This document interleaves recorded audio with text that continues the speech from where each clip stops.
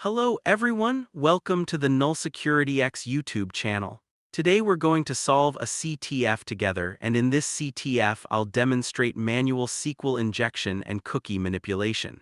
In a way, we can also call this an IDOR. Step 1, SQL injection attempt.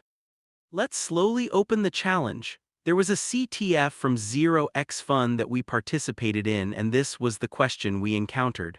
What I see here is a login area. When I saw the login field, I tried a SQL injection bypass, but unfortunately it didn't work.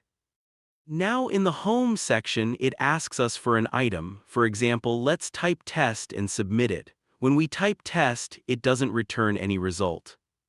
Now our goal in SQL injection always starts with a single quote. We begin with a single quote and we get an error. If we get an error here, that means there is a string context and a query is being executed in the background. Step 2, determining the number of columns. Now we're going to try manual SQL injection step by step. First, we'll use an order by. In order to perform SQL injection, we need to know the number of columns. To determine the column count, we need to align it with the select query structure. So we'll try an order by test like this. We continue with a single quote, order by 1. We tried 1 and it returned a result. Now we'll keep increasing it until it stops returning results, order by 2. 2 also returned a result. Now it's time for 3, order by 3. When we tried order by 3, it said the index must be between 1 and 2.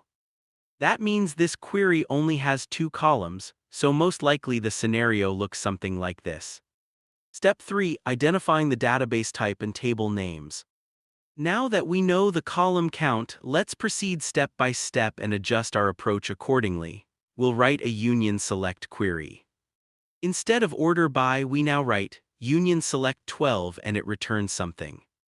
Now what are we going to do? In the first column, we'll try running database if it exists. So we write database, and then the second column, what did it say? No such function database. What does that mean? This error is specific to SQLite. You wouldn't get this exact error in MySQL. So this tells us that the backend database is SQLite, and we'll continue from here. Now how do we proceed? In SQLite there is a table called SQLite master. We'll query it like this. We'll select name then 2 from SQLite master since we know it's SQLite. We add where type equals table. To understand this properly, you need to know a bit about the SQLite master database structure. If you understand the structure, you'll see why we write it this way. Now we've extracted the tables from SQLite master and listed their names. When we look at the tables, we see a table called products. Let's also check what else might be useful for us. There's a users table. That's exactly what we're looking for. Now we're going to manually extract data from the users table and log into the system. Step 4, extracting user information and logging in. Let's modify our union select and replace it with username, password from users.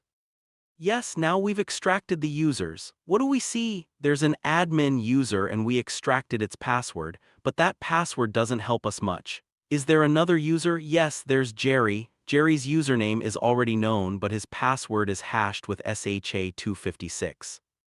Let's take that hash and check it.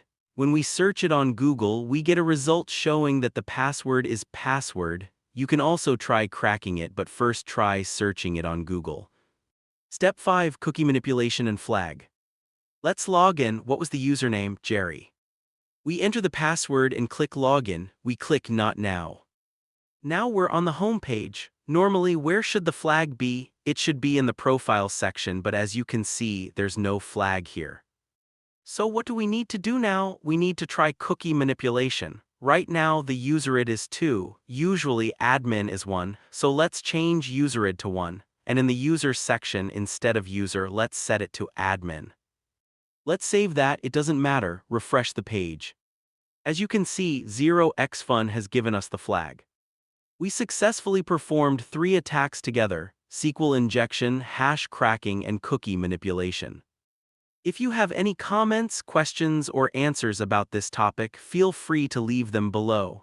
I'd appreciate it if you like and share the video. Have a great day and happy hacking.